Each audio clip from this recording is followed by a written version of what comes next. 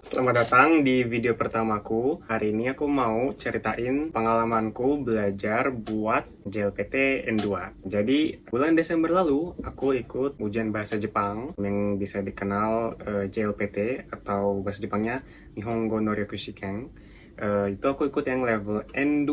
Terus, alhamdulillah bulan April lalu pengumumannya aku diumumkan lulus setelah berapa nih? Tiga kali coba ya, sekalinya gagal, dua kalinya emang nggak ikut gitu. Dan alhamdulillah baru tahun ini lulusnya. Dan aku mau cerita tips and trick, terus apa aja buku yang aku pakai buat belajar. Sebenarnya udah banyak juga sih tips and trick di luar sana ya, tapi ini aku mau sharing aja sih pengalamanku. Karena aku sebenarnya dari lama banget pengen bikin video ini, tapi baru kesampaian sekarang gitu. Jadi simak terus. Nah, jadi untuk ujiannya sendiri itu tuh sebenarnya ada 3 section ya. Pertama tuh Chokai, dia sekitar 55 menit kalau nggak salah, atau 65 menit gitu. Kedua ada Moji, Goi, Bumpo, itu digabung jadi satu. Jadi tata bahasa, kosakata, dan kanji itu digabung jadi satu section gitu. Kalau nggak salah waktunya 105 menit. Kemudian section ketiga itu ada reading atau dokai. Dokai itu menurutku pribadi paling susah ya, karena kita harus ngerti dulu soalnya, baru ngerti bacaannya, dan baru kita bisa jawab gitu. Dan butuh banyak banget tahu kanji, harus tahu banyak kosakata gitu, karena aku pun yang udah belajar lama tetap susah, kesulitan di dokai gitu. Terus itu ada 3 section, jadinya kalau di JLPT N2 itu sendiri, cuma di video ini aku mau bagi jadi 6 aspek. Jadi untuk pertama, Bumpo atau tata bahasa, aku pakai buku Minna no Nihongo yang Chukyu. Nah, banyak yang nggak tahu ya sebenarnya. Jadi sebenarnya Minna no Nihongo itu ada yang Shokyu untuk basic level. Nah, dia tuh sebenarnya ada lanjutannya. Ada lanjutannya, itu adalah Minna no Nihongo Chukyu atau intermediate level gitu. Dan dia sama kayak Shokyu, ada 2 volume. Jadi Chukyu volume 1 dan volume 2. Dan masing-masing buku itu ada buku latihannya. Jadi itu bisa dikerjain, dan kalau nggak salah tuh totalnya 24 bab. BTW, semua buku yang akan ku sebutkan di video ini itu semuanya bisa dibeli di Kinokuniya ya. Kalau dulu beberapa tahun lalu ada beberapa yang belum ada gitu. Sekarang udah ada semua. Terakhir aku cek udah ada semua. Dan juga sebenarnya bisa juga cari di Google PDF-nya kalau mau. Terus aku pakai buku Manabo Nihongo yang volume 4 yang warnanya merah.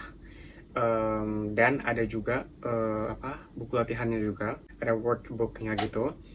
Sama terakhir aku pakai Manabo Nihongo volume 3, tapi sebagian doang untuk bumbu-bumbu yang emang nggak ada di 3 buku sebelumnya gitu. Tapi aku nggak pakai workbooknya nih, jadi nggak pakai buku latihan untuk yang volume 3 karena aku sebagian doang pelajarinya. Jadi ada 4 textbook ya, dan 3 workbook yang aku pakai untuk bumpo. Dan sebenarnya di buku-buku ini tuh banyak yang overlapping gitu. Jadi ada bumbu-bumbu yang udah disebutin di satu buku dan disebutin lagi di buku lain gitu. Kalau kayak gitu sih ya tinggal skip aja ya. Kedua, setelah bumbu aku belajar kanji. Nah, untuk kanji itu aku pakai awalnya aku pakai buku Somatome Kanji N2, tapi aku kurang suka dan kurang cocok. Terus aku pakai buku lain, yaitu adalah Intermediate Kanji Book. Jadi sama kayak sebelumnya, itu banyak yang nggak tahu juga tentang the existence kalau buku ini tuh ada. Jadi sebenarnya pasti banyak yang tahu ya basic kanji book ya, yang warna merah itu, atau biru sekarang kayaknya. Itu tuh ada lanjutannya, yaitu Intermediate Kanji Book. Dan itu bener-bener buku kanji terbagus, karena dia kayak bener-bener per bab itu tuh dikasih tahu secara detail perbedaan satu kanji dengan satu kanji lain, kapan penggunaannya. Tuh per bab tuh benar-benar jelasin kayak ada ini bab tentang politik, ini bab tentang ekonomi, ini bab tentang matematika, ini tentang kimia. Jadi benar-benar terkategorisasi banget gitu. Jadi kita nggak randomly belajar aja gitu. Jadi lebih terarah gitu. Nah, kekurangannya kalau di volume 1 kalau nggak salah itu masih ada bahasa Inggrisnya deh. Tapi di volume 2 itu udah full Japanese gitu. Jadi kekurangannya ya kita harus emang banyak buka kamus untuk ngertiin, dan juga harus udah punya kemampuan level tertentu ya bahasa Jepangnya untuk bisa memahami bukunya gitu. Jadi sebenarnya menurutku Intermediate Kanji Book aja udah cukup. Untuk GOI sendiri sebenarnya menurutku aku pakai Internet Kenjibook aja udah cukup ya. Jadi aku nggak belajar GOI lagi secara terpisah. Aku sempat belajar Somatome GOI N2 tapi sebagian doang dan aku kurang suka. Jadi aku nggak pakai. Untuk Dokai, aku pakai Somatome Dokai N2. Itu bagus bukunya karena dia nggak terlalu banyak dan dia banyak latihannya, terus habis itu dia nggak terlalu susah juga. Dan Shinkansen Dokai juga katanya juga lebih bagus lagi, tapi lebih susah katanya ya. Aku nggak pakai karena emang aku baru discovernya tuh kayak deket-deket ujian gitu, jadi nggak sempet ngerjain. Terus untuk Chokai, aku pakai Somatome Chokai N2 gitu. Sama, Shinkansen juga ada buku Chokai-nya kalau nggak salah, tapi aku nggak pakai juga. Dan menurutku yang Somatome Chokai N2 tuh bagus banget, jadi aku recommended banget yang untuk Chokai pakai Somatome. Terakhir itu ada simulasinya.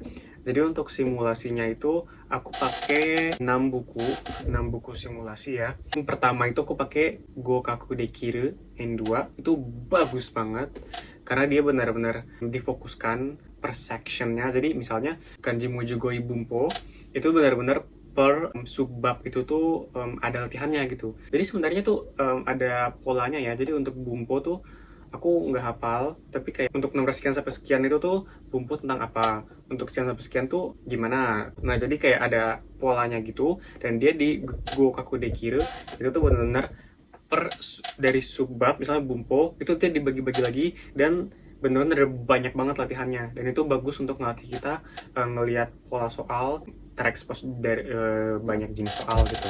Aku rekomen banget itu, tapi kekurangannya adalah dia kayaknya udah agak lama ya bukunya, jadi aku nggak tahu udah ada versi yang terbaru atau belum, tapi banyak yang agak berubah sejak aku waktu aku belajar, terus habis itu waktu aku ujian N2 nya itu banyak yang beda gitu dari yang aku kerjain, kayak formatnya gitu, tapi nonetheless tetap bagus. Terus aku pakai buku Mogi Test yang 1-4, jadi dia ada 4 buku dan masing-masing buku itu untuk simulasi 1 kali ujian, jadi kayak 1 buku untuk sekali ujian gitu. Nah itu bisa dipakai timer.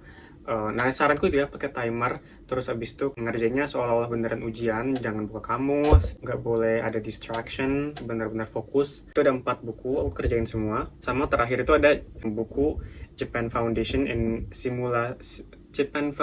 into Simulation kalau nggak salah judulnya.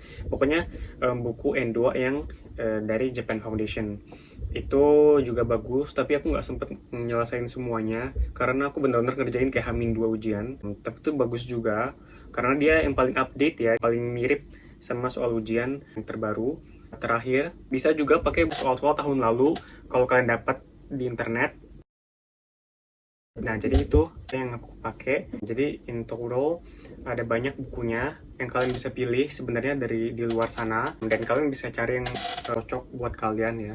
Tapi aku pribadi kayak gitu. Sekarang untuk tips and triknya, aku saranin kalian itu kalau bisa mulai belajar itu tuh 6 bulan sebelum ujian. Jadi misalnya ujiannya bulan Desember, kalian kalau bisa sejak Juni atau kalau bisa bahkan sebelumnya lagi itu udah mulai ngerjain masing-masing buku gitu. Nggak harus langsung banyak dalam sehari, tapi kalau bisa setiap hari itu ada yang dikerjain gitu, sedikit demi sedikit. Yang penting konsisten, dan kalau bisa fokus ke sama 1 buku dulu baru nyelesain buku lain gitu. Kalau aku pribadi, pertama ajarin bumponya dulu, kedua kanjinya, ketiga dokai, keempat baru chokai, terakhirnya simulasi. Dengan urutan itu menurutku sih insya Allah ya bakal lolos ujiannya. Dan paling penting itu kita harus selalu tahu waktunya, jadi kalau bisa bawa jam tangan dan selalu latihan menggunakan waktu supaya kita bisa ngatur sendiri waktunya. Nah jadi segitu aja tips dari aku. Kalian bisa cari sendiri metode yang menurut kalian lebih cocok di kalian, dan jangan lupa berdoa, jangan makan yang aneh-aneh sebelum ujian, konsentrasi, dan jaga kesehatan. Dan ya, semoga kalian bisa lulus ujiannya. Sampai situ aja dulu videoku hari ini, dan sampai ketemu di video selanjutnya.